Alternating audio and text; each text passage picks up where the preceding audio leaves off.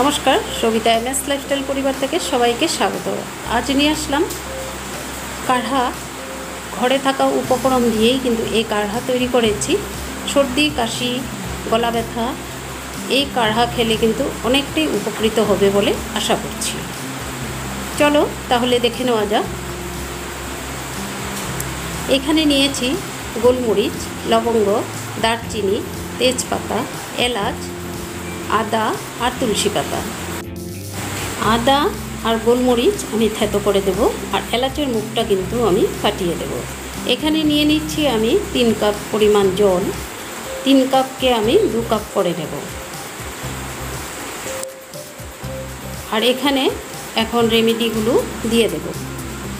থেতো করে রাখা আদা, 2টো তেজপাতা, দারচিনি, লবঙ্গ, থেতো করে রাখা গোলমরিচ আর মুখ ফাটিয়ে দেওয়া এলাচ আর তুলসী পাতাকে হাত দিয়ে আমি ছিঁড়ে দিয়ে দেব। 7 থেকে 8 মিনিট আমি এইভাবে ফুটিয়ে নেব।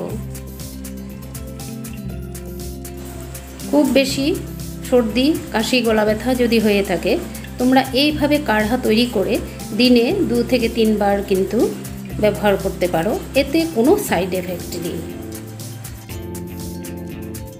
তো খুব ভালো করে ফুটিয়ে নিচ্ছি। ভিডিওটি দেখে যদি ভালো লাগে অবশ্যই সাবস্ক্রাইব করে সঙ্গে থাকবে। সাবস্ক্রাইব করে রাখলে আমি যখনই নতুন ভিডিও আপলোড দেব সঙ্গে সঙ্গে তোমাদের নোটিফিকেশনে পৌঁছে যাবে। সাবস্ক্রাইব করে বেল বাটনটি অবশ্যই প্রেস করে দিবে, আর ছোট্ট করে একটা লাইক দেওয়ার অনুরোধ রইল। তোমাদের লাইকেই কিন্তু আমার ভিডিও করার উৎসাহ বাড়ে।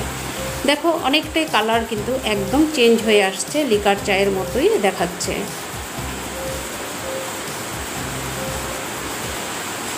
তোমরা বাড়িতে অবশ্যই এইভাবে ট্রাই করে দেখতে পারো।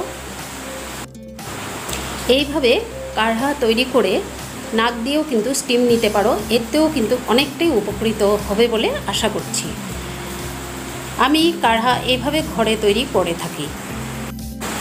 তো হয়ে গেছে, এখন আমি গ্যাসের ফ্লেমটা অফ করে দিয়েছি। এখন আমি ছেঁকে নেব। আর এইভাবে ছেঁকে আমি সাথে সাথেই কিন্তু গরম গরম পরিবেশন করব। এটা গরম খেলেই কিন্তু অনেকটাই উপকার পাবে, ঠান্ডা হয়ে গেলে এর কিন্তু কোনো উপকার পাবে না।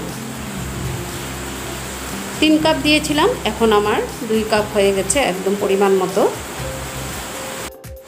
কাঢ়া তৈরি করার সময় তোমরা কিন্তু তাল মিছরিও ব্যবহার করতে পারো, তবে আমি এখানে তাল মিছরি ব্যবহার করব না।